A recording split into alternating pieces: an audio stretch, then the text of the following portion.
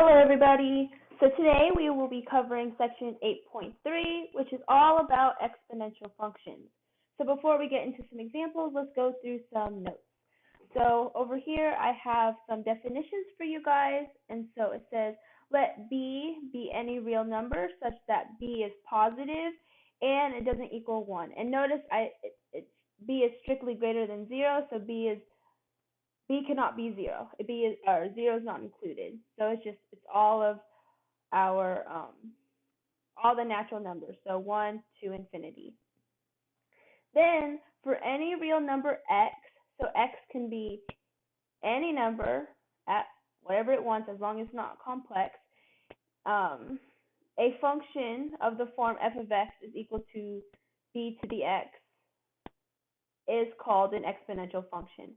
So an exponential function is in this following form, right? As long as b is strictly greater than 0 and it doesn't equal 1, and x is any real number, right? So in other words, what does that mean? It means that the exponential function, it has a constant positive base with x as the exponent, right? So below I have a graph for you. So what does the graph of f of x equals b to the x look like? So let's look at, it's kind of hard since they're both the same color, but you know what, they'll be fine. I'll make this a little, bigger maybe. All right, so let's look at this graph, right? Very rough, okay?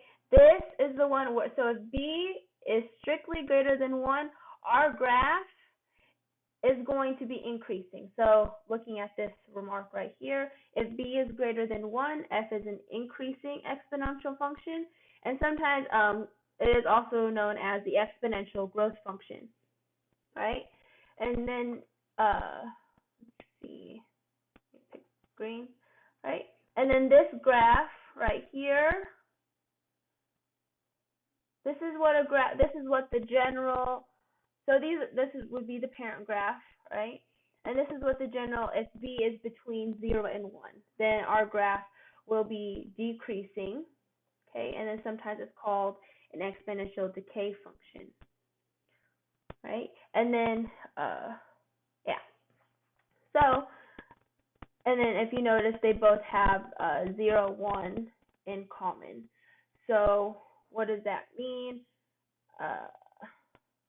Actually, we'll talk about the fifth one, right? But before we get to that, let's talk about the domain. So our domain, so the domain is all the x values, right? Our domain is from negative infinity to infinity, right? It exponentially goes to the left and the right, right? And then the range, okay, the range is the y values. So if you notice, this whole, the whole bottom, it's blank, right? So y is never negative in this case. No matter what b is, it's not negative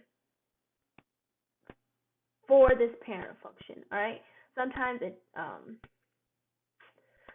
does flip, like if it was negative b, but let's not worry about that, all right? Just if we have f of x equals b to the x, b is positive. If it's that, then it looks like this. So since y is never negative, that means our range is from 0 to infinity. And one thing that I want you guys to notice, so let me erase all of this stuff right here. Okay, I know it's kind of hard to really see because it kind of does come on 0, but essentially 0 is not included in our range because technically it's supposed to be like, our graph is never supposed to touch the x-axis. It's supposed to be like, I don't know if you had any of you have little siblings or just like a child, any experience, but how sometimes and to be honest, I used to do this with my older sisters because I am the youngest of my siblings. But if they're like, don't touch me, but then you get super close to them and you're just like, I'm not touching you. That's kind of like that's kind of like our graph. Our graph never touches the x-axis, but it just gets so close, right, that it kind of looks like it is, but it's not. Okay, so it's that's like our situation. It's like when you're really close to somebody and you're saying you're not touching them, but it's like you're so close, it's like it kind of feels like you are anyways. All right, so that's the range. And then so the line y equals 0, so our x-axis right here, so the x-axis right here, so that is our horizontal asymptote. Okay, well, I know that's not really straight. And then, so this is y, so the range, this is y. So since it's a horizontal asymptote, what do we know about an asymptote? An asymptote is that our value, that's something our graph cannot be, right? So our graph can get really close to the asymptote, but it cannot touch the asymptote.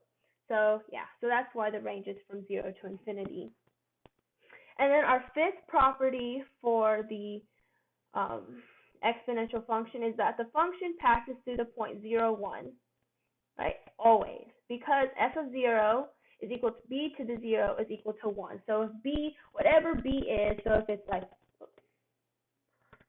so if b is like 5 to the 0, that's 1. If b was 100 and it goes to the 0th power, this is 1.